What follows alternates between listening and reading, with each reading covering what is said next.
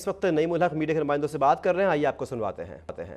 मुकम्मल पाबंदी आयद कर दी है, इसलिए हम उसके हवाले से कोई बात नहीं करेंगे, ना यहाँ ना बाहर। दूसरी बात यह कि अभी वो 3 मेंबर का बेंच जिसमें जस्टिस अफजल साहब, जस्टिस एजाजुल हसन साहब और जस्टिस अजमत सईद साहब मौजूद थे। अटॉर्नी जनरल साहब पेश हुए और फाजिल बेंच ने ये अहकामात जारी किए हैं कि स्टेट बैंक ऑफ पाकिस्तान और securities and exchange commission of Pakistan की जानिब से जितने भी ग्रेड 18 और उसके ऊपर जो अफसरान हैं उनकी लिस्ट पेश की जाए और उसके लिए परसों का वक्त मुकर्रर किया गया है और फाजिल बेंच खुद फैसला करेगा कि JIT में इन दोनों इदारों के कौन से अरकान होंगे।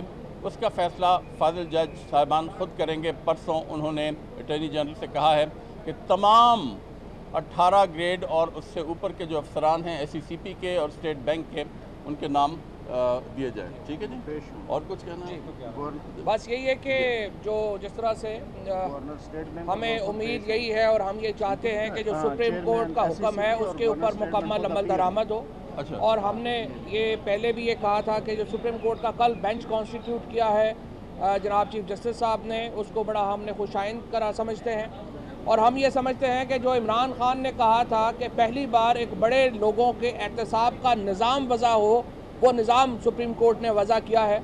एक तो सुप्रीम कोर्ट ने अपने ऑफिस के अंदर एक रजिस्ट्रार की सरबराही में एक एडमिनिस्ट्रेटिव सेल क्रिएट किया है जो इन्वेस्टिगेशन ऑफिसर्स हैं उनमें और जो जज साहिबान हैं यानी बेंच में और इन्वेस्टिगेशन करने वालों में एक पुल का किरदार अदा करेगा। ये एक बिल्कुल एक नया मेकनिज़म है जो सुप्रीम कोर्ट ने ड्रॉ किया है। जो आज जो सुप्रीम कोर्ट के जज साहिबान ने जो ऑब्जर्वेशंस दी हैं वो बड़ी अहम हैं। उन्होंने एक बात तो वाज़ेह की है कि अपॉइंटमेंट जो है इन्वेस्टिगेटिंग ऑफिसर्स की वो खुद सुप्रीम कोर्ट करेगी। तो हमारे जो कंसर्न्स हैं वो पहले से मौजूद हैं, जो अब भी मौजूद हैं, वो यही है कि जब ये जो इदारे हैं इनमें जो लोग काम कर रहे हैं उनकी तनज़्ज़ुली, उनकी ट्रांसफ़र वो तमाम की तमाम मौजूदा हुकूमत के पास है, तो वो तफ्तीश कैसे करेंगे। सुप्रीम कोर्ट ने आज ये कहा है कि उनकी अपॉइंटमेंट हम करेंगे, लेकिन इसके बावजूद तरक्की वगैरह और उनकी ट्रांसफ़र तो ज़ाहिर है हुकूमत के पास है। और इसीलिए हम बार बार ये मुतालबा करते हैं कि या तो नवाज़ शरीफ साहब जब तक ये तफ्तीश मुकम्मल नहीं होती अपने ओहदे से अलहदा हो जाएं और तफ्तीश मुकम्मल होने दें, या दूसरी सूरत में मुस्लिम लीग नून नया वज़ीर-ए-आज़म मुंतखब करे। और तीसरा ये है कि आप मुल्क में नए इंतखाबात की तरफ जाएं। जाहिर है कि ये जो क्राइसिस है ये इस तरह तो ये एक पॉलिटिकल क्राइसिस है। ये पॉलिटिकल क्राइसिस एक ऐसे लीगल क्राइसिस से जन्म लिया है जो आपने रात को देखा, मरियम नवाज़ साहिबा ने ट्वीट किया, उन्होंने कहा कि पनामा करप्शन का केस नहीं है, लेकिन ICIJ ने वाज़ेह किया मरियम बीबी के ऊपर कि ये करप्शन का ही केस है। और ये केस कोई पाकिस्तान के मीडिया ने या PTI ने इस स्कैम को सामने नहीं लेके आए। एक इंटरनेशनल ऑर्गेनाइजेशन और इतनी उसकी क्रेडिबिलिटी के पुलित्ज़र अवार्ड जो है इस साल का वो ICIJ को मिला है। तो जब इतने उनकी रिकग्निशन हुई है दुनिया में और उस स्कैम के ऊपर हुकूमतें बदली हैं, कल पहले आपने देखा आइसलैंड की हुकूमत गई, कल माल्टा में हुकूमत इसी स्कैम के ऊपर गई है।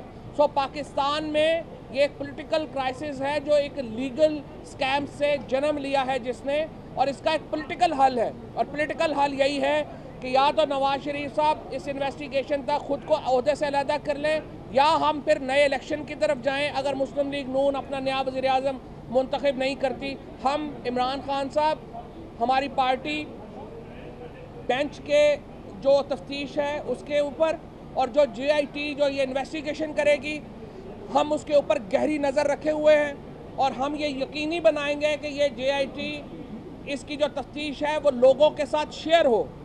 जिस तरह आज बेंच ने ऑब्जर्व किया, ट्रांसपेरेंट होनी चाहिए चीज़ें, शफाफ होनी चाहिए। हमारा ज़ाती केस नहीं है, इमरान खान का ज़ाती केस नहीं है, पाकिस्तान के 20 करोड़ लोगों का मुकदमा है जो हम लड़ रहे हैं और वो मुकदमा 20 करोड़ लोगों के सामने ही होना चाहिए। तफ्तीश 20 करोड़ लोगों के सामने होनी चाहिए। और इसीलिए हमने आज भी ये मुतालबा किया है और पहले से हमारा मुतालबा ये है कि जो JIT है उसकी तफ्तीश मुकम्मल तौर के ऊपर आवाम से शेयर की जाए हर 15 दिन के बाद। एक और बात मैं ऐड करना चाहता हूं कि अब ये बात वाज़ेह हो चुकी है कि नवाज शरीफ साहब पूरी कोशिश कर रहे हैं डॉन लीग की रिपोर्ट को छुपाने के हवाले से।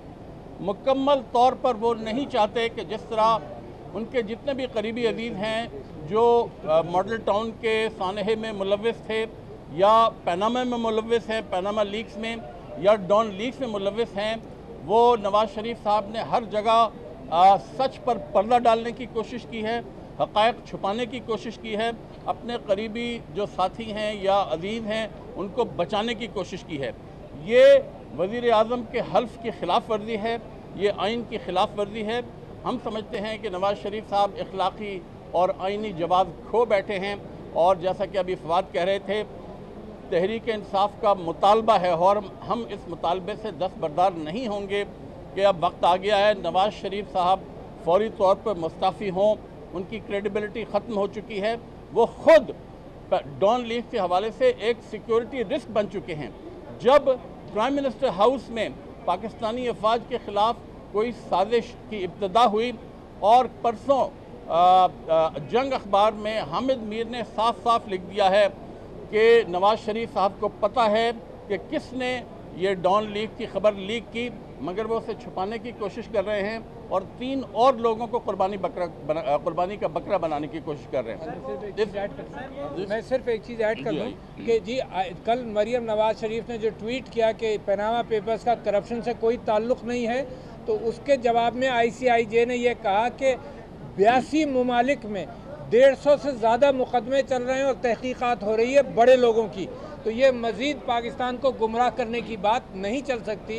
तो मैं समझता ये हूँ कि बात बिल्कुल खुलकर आ गई है कि ये करप्शन ही की तहकीकात है और ये कहना कि पनामा पेपर्स किसी साजिश के तहत बाहर निकले थे, ये बिल्कुल झूठ और लफ बात है। और कमीशन रिपोर्ट भी छुपाने की कोशिश कर जी रहे हैं, हम कानूनी मुशावरत कर रहे हैं और फैसला करेंगे कि क्या तमाम रिपोर्ट्स मॉडल टाउन की, डॉन लीग्स की, ये जो छुपाने की साजिश हो रही है और एबटाबाद के भी तमाम वो ऐसी रिपोर्ट जिनका ताल्लुक़ पाकिस्तानी रियासत के मफाद से है, वो क्या कोई कानूनी रास्ता है जिसके तहत हम हुकूमत को मजबूर कर दें वो इन रिपोर्ट्स को शाये करे, पाकिस्तान के अवाम के साथ शेयर करे। तो जी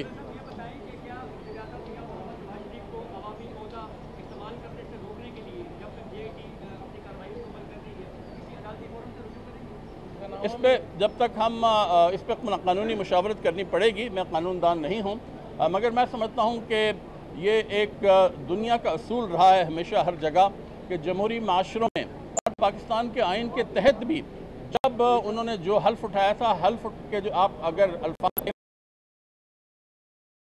के साथ वफादारी नहीं कर रहे, हक़ाइक़ छुपाकर पाकिस्तान की अफवाज के ख़िलाफ़ जो साजिश हुई है उसके हक़ाइक़ वो प्राइम मिनिस्टर छुपा रहा है, इसलिए मैं समझता हूँ कि उनको फौरी तौर पर इस्तीफ़ा दे देना चाहिए।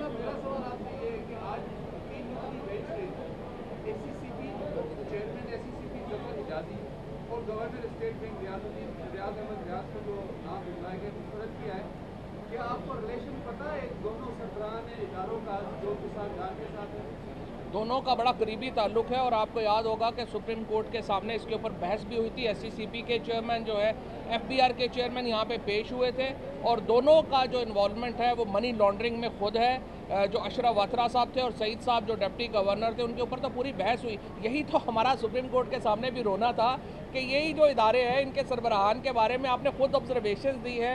बहरहाल अब हम सुप्रीम कोर्ट पर ट्रस्ट करते हैं। डार फार्मूला फेल हो गया, डार फार्मूला पूरी तरह उन्होंने यही कोशिश की है, लेकिन आज बेंच ने उनको जो है वो बता दिया है कि असल जो इख्तियार है वो बेंच ने इस्तेमाल करना है और सारे जो ऑफिसर्स हैं ग्रेड 18 के बाद के उसकी उन्होंने लिस्ट मंगा ली है। लिहाजा अब तमाम तर जो इंतज़ामी इख्तियारात हैं जो अमूमन अदलिया नहीं करती, लेकिन अब ये तमाम इंतज़ामी इख्तियारात भी अदलिया के पास हैं और वो इस्तेमाल करें।